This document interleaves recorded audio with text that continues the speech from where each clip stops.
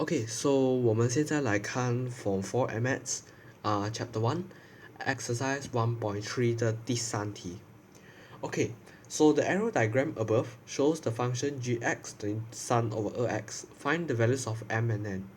Okay, so for 这题的话，同样有两种方法，跟第一题跟第二题一样，有两种方法来做。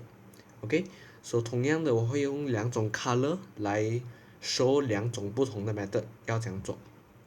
Okay, so 我们先从第一个 method 开始。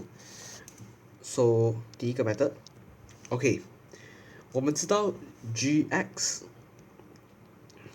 这是 gx arrow 的方向是这边 object 在这边 image 在这边 OK 如果我们把整个东西倒转来看，就是 inverse g inverse x 的话，右边是 object 左边是 image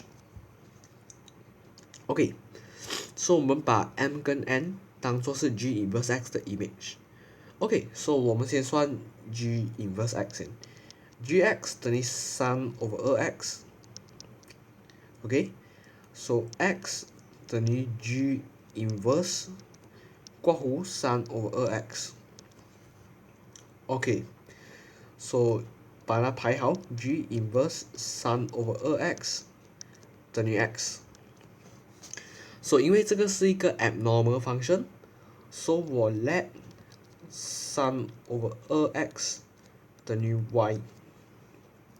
Okay, so 2x 等于3 over y. Okay, so x 就等于3 over 2y. Okay, so g inverse y 等于3 over 2y. g inverse x 等于3 over 2x. OK, so 刚好这题我们算到的 gx 跟 g inverse x 是一样的东西的。OK, so 现在我们知道9 over 4跟9是 object, so 我们找 m 跟 n. So g inverse 9 over 4等于 m. 3 over 2乘9 over 4等于 m. OK, so m 就等于3 over 18 over 4. m 等于12 over 18. m 等于2/3. Whereas for n, g inverse 9等于 n. n 等于3 over 2乘9等于1/6. OK, so 这个是 method 1, 就是用 inverse 的方法。OK, 现在我们来讲 method 2。For method 2的话，同样我们知道 gx 等于3 over 2x. OK, so 我们可以知道这边是 object, 左边是 object, 右边是 image. OK, 我用蓝线 gx.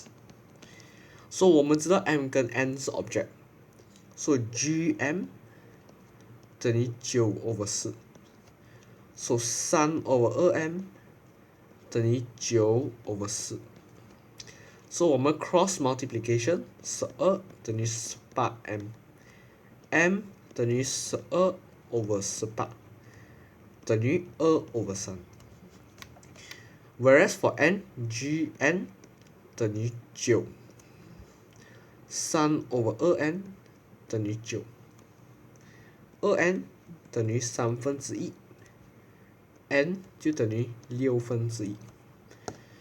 OK, so for 第三题的话，它的 concept 的跟第一题和第二题是一样的。